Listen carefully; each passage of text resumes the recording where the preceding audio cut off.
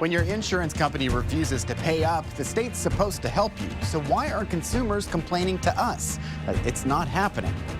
The dangers of driving next to oversized vehicles on Texas highways. Why our discovery has state leaders rethinking safety surrounding mobile homes on the highway.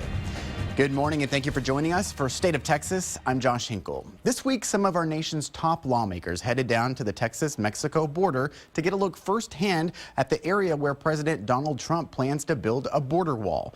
The president wants construction to start in 6 months. He ordered workers to speed up the surveying and planning process to reach that goal. But some lawmakers want to know more about the impact. Our Anna Wernicke looks closer at the response they received along the border. I asked last night as we were on the night patrol, I said, okay, there are 20 miles of wall here in the McAllen area.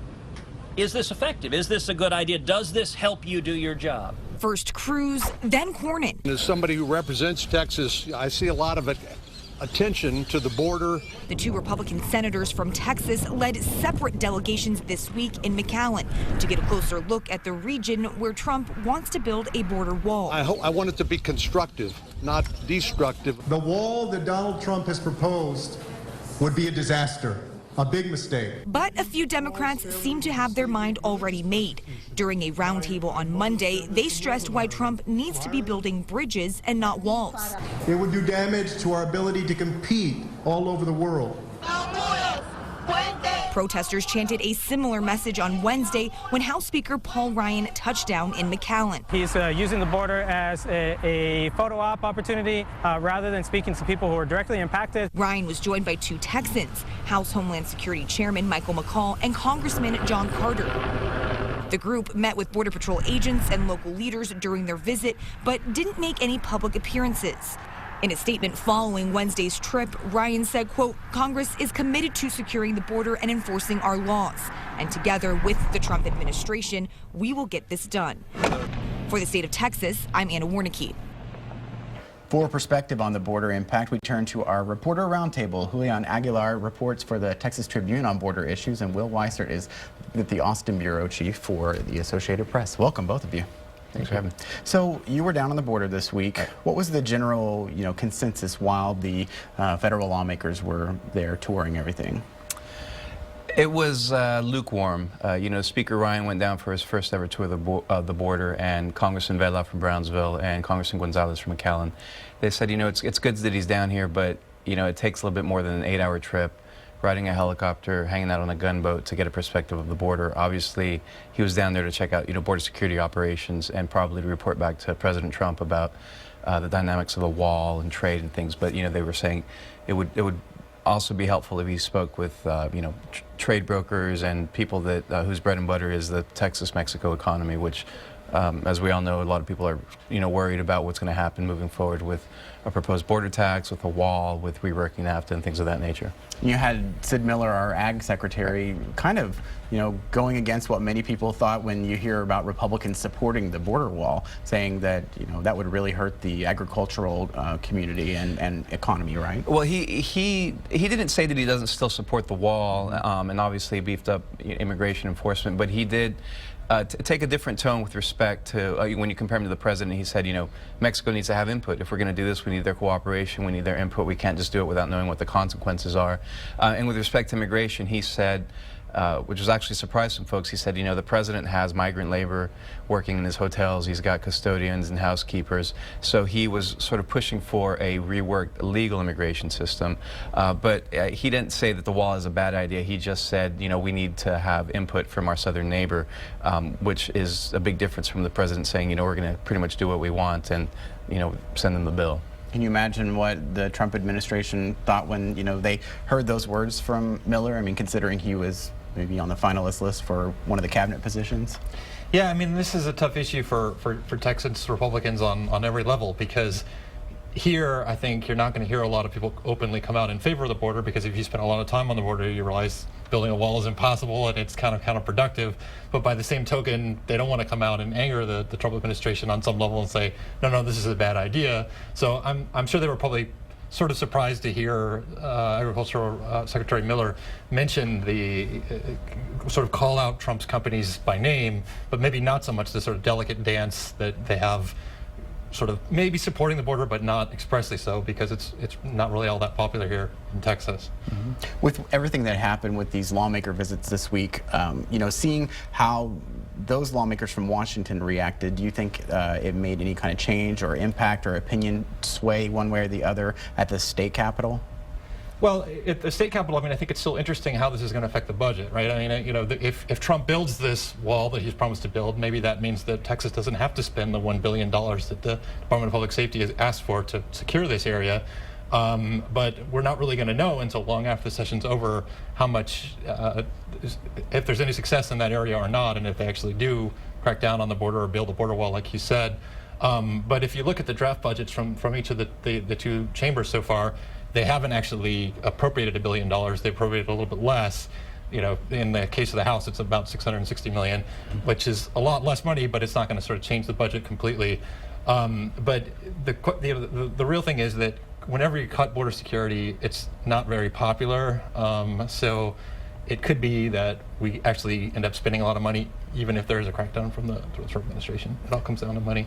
Yeah, I mean, you've got to make these budget decisions before, the session's out at the end of May, and, that might not fit the federal timetable, right? I mean, the border wall is supposed to start construction in, 6 months, according to President Trump? Right. There was an email sent from DHS, from the Department of Homeland Security on Friday, early afternoon, saying they're going to go out for RFPs, requests for proposals, but it'll be a slow process. And I think what Will alluded to is lawmakers still have to probably do a pretty delicate dance, because it's bad PR, right, to cut border security spending, but then at the same time they're hopeful the Trump administration will work. But are they going to see enough by late May when they gavel out to be able to pull the trigger or not pull the trigger?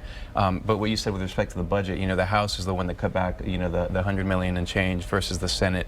So, to be a fly on the wall during conference committee when the budget's being hashed out would be pretty interesting, at least on Article 5, which is border security. We got just a few seconds left. I wondered, what do you think this is going to do for campaigns for the next election cycle? Because so many Republicans ran on border security now, and there's so much changing.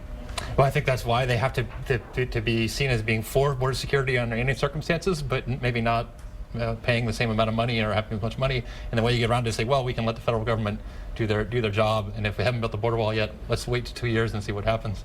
Great. Thank you both for being with us. Thanks for having us. All right. The nickname for mobile homes within the mobile home industry, they call them wobbly boxes. Oversized and on the road, why our discovery has state leaders rethinking safety surrounding mobile homes on the highway. A special report coming up. But first, if your family lost its home in a fire, you'd want help, right? What do you do when your insurance company refuses to pay up? The solution will be a lot clearer soon, thanks to a KXAN investigation. Straight ahead on State of Texas.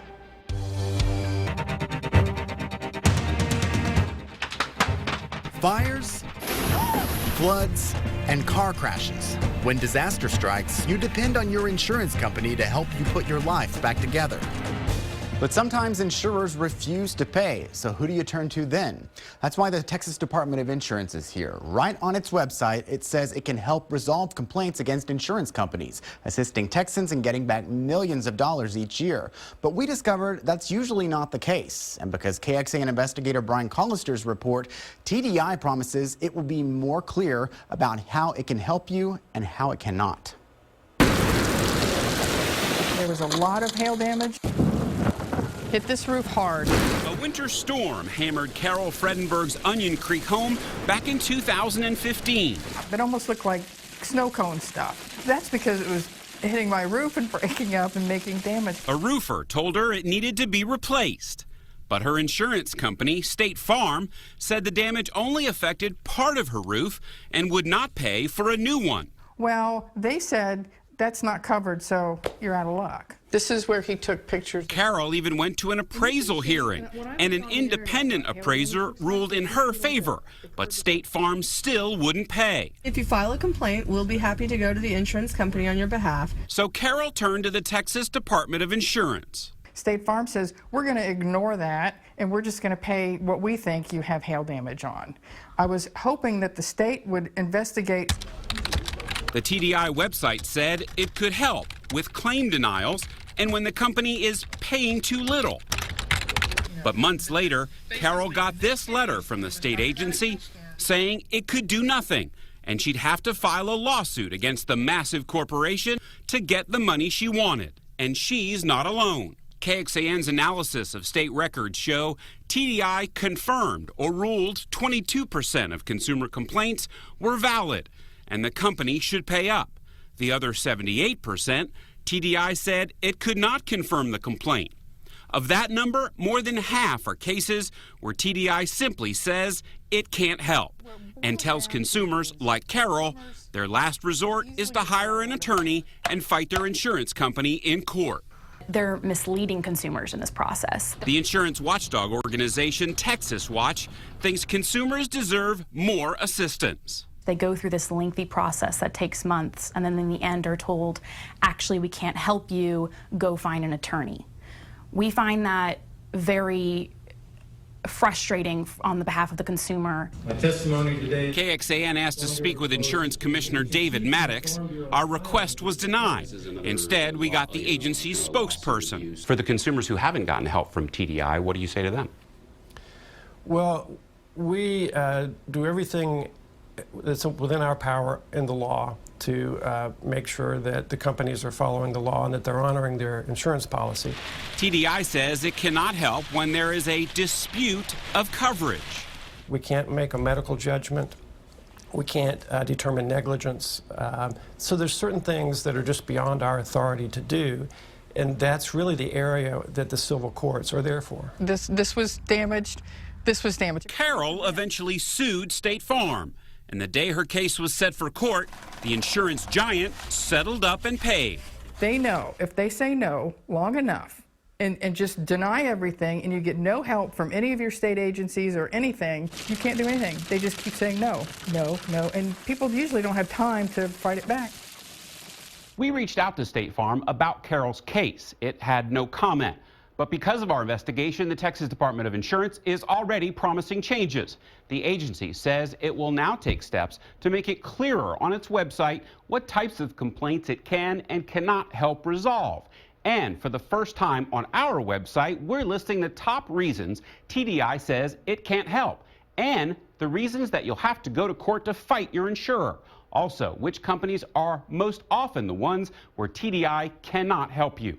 Brian Collister, KXAN Investigates. Thanks, Brian. This legislative session at the state capitol, lawmakers are tackling what many see as excessive lawsuits against insurance companies. Senate Bill 10 does not prevent policyholders from suing their insurer, but it does aim to stop lawyers who actively recruit clients after an event like a hailstorm. Supporters like Lieutenant Governor Dan Patrick claim an increasing number of Texas attorneys are only padding their own pockets to increase premiums for home and business owners, forcing some insurance companies out of business. Texas Watch points out a TDI report showing only up to 2% of cases actually go to court. But the report also found the number of lawsuits has increased by 1,400% in the past 5 years. Oversized and on the road, our discovery has state lawmakers talking about the safety system surrounding mobile homes hauled on Texas highways. A KXAN investigation coming up.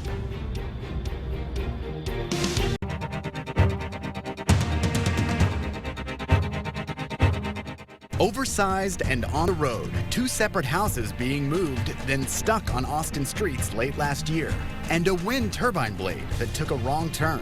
When problems like that happen, they're not only an inconvenience for other drivers, but they can also be dangerous, even deadly. Like it was for a mother and son who died after colliding with a mobile home off route in Bastrop County.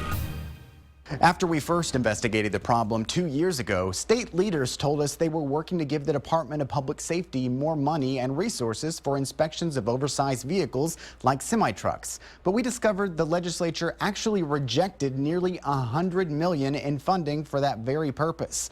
Now, KXAN investigator Robert Maxwell reports the problem is now popping up in another on-the-road industry, mobile homes. She wasn't just my wife, she was my best friend. We did everything together. Michael Field's wife, Aline, was driving home on Highway 79 in Round Rock in November of 2014.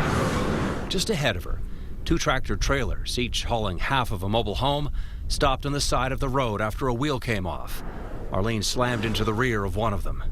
Oh, God. I suddenly became the sole caretaker of 2 young children. Photos show the 16-foot wide load partially inside the lane. I lost my partner in life. I mean, the world stopped for a while. Michael received a payout from the hauler, Glenn's Mobile Home Service. Do you have any idea why the wheel came off? Other than the tires and axles are recycled, they're reused over and over. The company's drivers were called to testify in a lawsuit Michael filed against mobile home manufacturer Palm Harbor Homes and its parent company, Cavco Industries. Among the suit's allegations, the companies failed to remedy the dangers of wheels falling off mobile home trailers, and that tires flying off the axle or going flat was so common that movers of manufactured homes would drive with several spare wheels, just in case. The owner of the hauling company says in this deposition he tried to discuss the issue repeatedly with Palm Harbor. They keep building the houses bigger and heavier, and it seems they're inclined to put less axles under them than they used to. In their response to the lawsuit, Palm Harbor and Cavco Industries deny the allegations and any wrongdoing. We checked Cavco's federal safety record and found 14 safety and maintenance violations in the past 2 years. For the 2 Palm Harbor entities in Texas, 24 safety violations in that same time period. None of those involve hauling a mobile home. These companies are not alone. We found lawsuits across the state against others. The allegations? A tractor trailer's tires came off, injuring another driver. A hauler died in a rollover because the truck, trailer, and tires weren't properly maintained. And another driver was injured in a crash when a mobile home blocked part of the road. Do you feel these regulations are stringent enough to prevent unexpected failures? I've personally seen these homes taken through a lot of things that they were not designed to be taken through. A private mobile home inspector tells us meeting federal guidelines is required before the homes leave the factory. After that point, inspections can be spotty. I've also seen them transported down the road at speeds that are way excessive and beyond what the regulations allow. Once they're on the road, it's up to law enforcement, namely the Texas Department of Public Safety, to look for violators and pull over any oversized vehicles. And state inspection stations are also supposed to help catch less obvious safety hazards. Despite some lawmakers' support, budget decisions at the Capitol mean DPS can't keep inspection stations open 24/7. In fact, the number of staff at those stations has gone down since the last legislative session. But DPS has requested more money for commercial vehicle enforcement this session. It would be enough for an additional 15 high-tech inspection stations and to upgrade technology at other existing stations. DPS has told lawmakers that a smaller budget would reduce the agency's ability to remove unsafe commercial drivers and vehicles from the highways. We want all of our commercial trucking and commercial hauling to be acting with the utmost safety. Representative Ron Simmons, who sits on the House Transportation Committee, says oversized vehicles remain a funding challenge. Our overall transportation is making sure that we have the right amount of money going into the right projects. Safety is always a priority, so under our safety net, I think that'd be something we look at. Basically, all I'm looking for is closure from everyone. Michael Fields says he hopes his wife's death helps wake up lawmakers and the mobile home industry. So of all this sorrow, maybe there's a positive takeaway? There can be if it makes some changes in the system, step up and do the right thing. Fix those problems. That was Robert Maxwell reporting. We reached out to Palm Harbor and Cavco Industries for comment. Neither would speak to us because of the pending lawsuit. We also discovered last year DPS inspected more than 450,000 commercial vehicles. This year, with less money, the agency expects to inspect 15% fewer vehicles. We will check back with lawmakers this session as they craft the state budget to see where this funding concern lands. We found out there's another state agency that regulates oversized vehicles and companies, but usually only conducts inspections or audits after a complaint comes in. In the last 5 years, the Texas Department of Motor Vehicles received more than 2,800 complaints about this type of vehicle. Most of those come from DPS after troopers issued a citation or after a crash involving an oversized load. We have asked DMV's head of enforcement why its investigators don't look at mobile home trailers before they hit the road. I don't believe it would be feasible considering the number of permits that we issue each year. There's literally tens of thousands of permits issued. We're relying on the trucker, the motor carrier, to provide us the proper information so we issue the correct permit. DMV does issue permits for commercial vehicle drivers, which is the only type of permit a person hauling a mobile home needs. However, there are other guidelines they have to follow, like specific travel routes for oversized loads. So what should you look for if you believe a mobile home on the highway might be a safety risk? DMV rules show if the load is wider than 16 feet, it needs to have flashing lights, signs reading wide load, and at least one pilot or escort vehicle. Right now, online, we have links on where you can send your complaints to start the ball rolling on a possible inspection. Just check out this story in the investigative section of KXAN.com. Thank you again for joining us for State of Texas. Stay tuned for Meet the Press coming up at 9. I'm Josh Hinkle. Have a great day.